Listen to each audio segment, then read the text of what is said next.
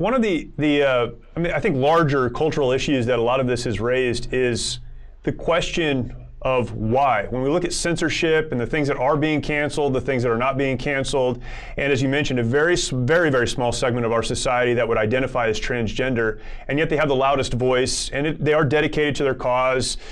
But why is that? Not why are they dedicated, but why do they have the loudest voice? Why do they have the biggest platforms?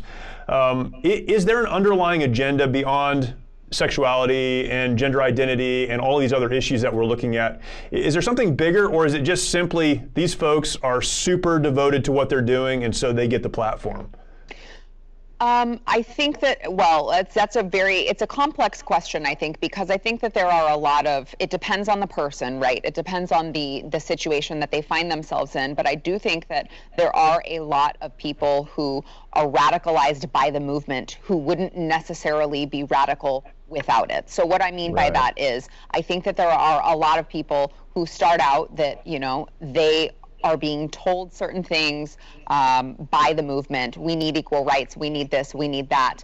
Now, it's not necessarily true, as we see. There are a lot of things that they say, we're just fighting for equal rights, and you say, well, you have equal rights. That right there are not ways in which you are discriminated against. Sure. Can you please show them to me? But they don't know that because they think that they're passionate about something and they latch onto it, and they're being fed these talking points that they then parrot.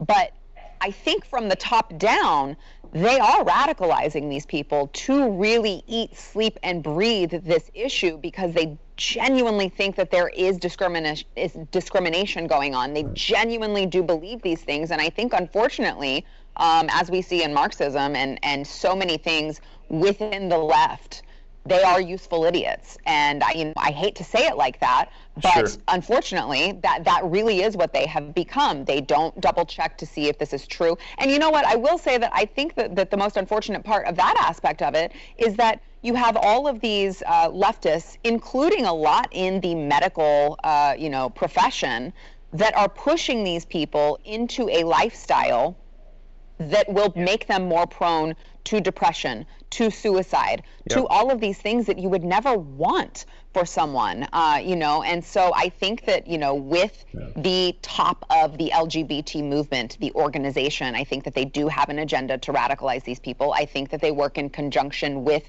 the medical profession, specifically mental health professionals, and I think that really there is a sinister ploy up at the top just to make things more postmodern, which means there are no truths. There are no absolute truths. Gender, there is no truth. Gender is fluid, and they'll tell you that is science.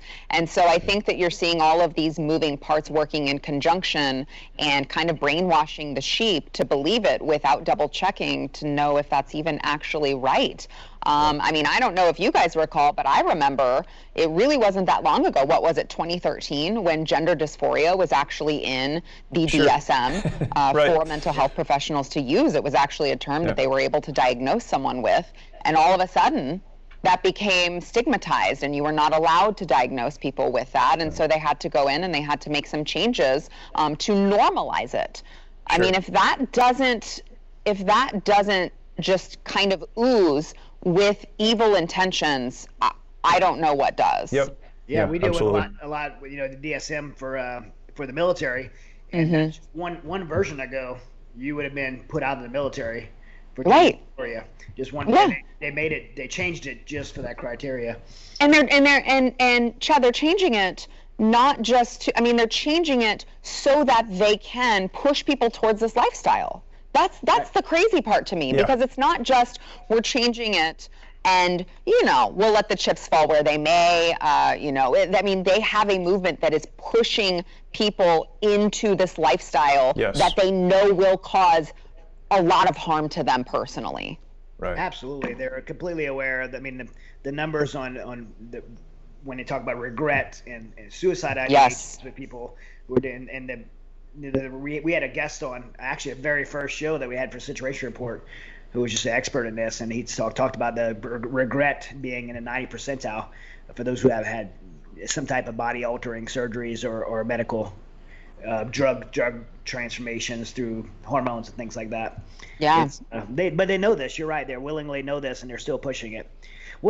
So with this kind of aggressive agenda and people pushing this on our culture, as we're talking about, if I'm a woman in America, and by the way, I'm not. I'm a man. Today. With this topic. Today. Maybe not tomorrow. Yeah. But as a woman in America, what can women in America expect? How could it impact the lives of women in America moving forward as this becomes more aggressive? I mean, again, as a mother, which there are many women in America who are mothers, I think that a lot of times they just stick their heads in the sand and they say, this doesn't affect me. I have a child who knows their sex or their gender, and I'm just going to keep on going and not speak up and not say anything for fear of having the pushback, the blowback that we see all too often with the LGBT movement. But I'm here to tell you, they are infiltrating in our schools. So if your kid goes to public school, wake up, because there are a lot of curriculums that are being passed that include teaching them about the transgender agendas. I recall my son, before I pulled him out of public school, so I will just say I do put my money where my mouth is, right. And he is homeschooled right now. But when he was in public school, I believe he was in the first grade when I found out that the library that he had at his public school had included all of these books about transgenderism, about lesbians, and it was just something that was it hit me like a ton of bricks, and I said, hold on, this kid is in first grade. He is not old enough not to just be learning about this, but about any of that kind of thing. I don't want him even thinking about any sort of sexual acts. And unfortunately, they're coming for us. So I think as women, specifically as mothers, and if you want to raise not just women who know their worth and know their value, and don't want to let men erase them, but also men who are strong as men, because as we have seen, they're told that they are too toxic, that they need to be more feminine, which is entirely untrue. But I think whatever sex of children that women have, you've got to be looking at these things, and you've got to be taking it to the local level, because the local level is really where we are going to see changes made. You can talk to, the school boards about the curriculums. You can make sure that you know what your kids are learning.